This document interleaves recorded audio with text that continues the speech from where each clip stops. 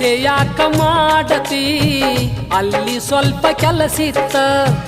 ಗೆಳೆಯನ ಮನೆಗೋಗುವಾಗ ಸುಣ್ಣದ ಕಾಯಿ ಕಳದಿತ್ತ ಜೋಡಾಗಿ ಇರುವನಂತ ದೇವರಾಣಿ ಮಾಡಿರಿ ಕೆಟ್ಟಾಗತೈತೋ ಮಣಕ ಬಿಟ್ಟ ಹಾದಿ ನೀ ಹಿಡದಿ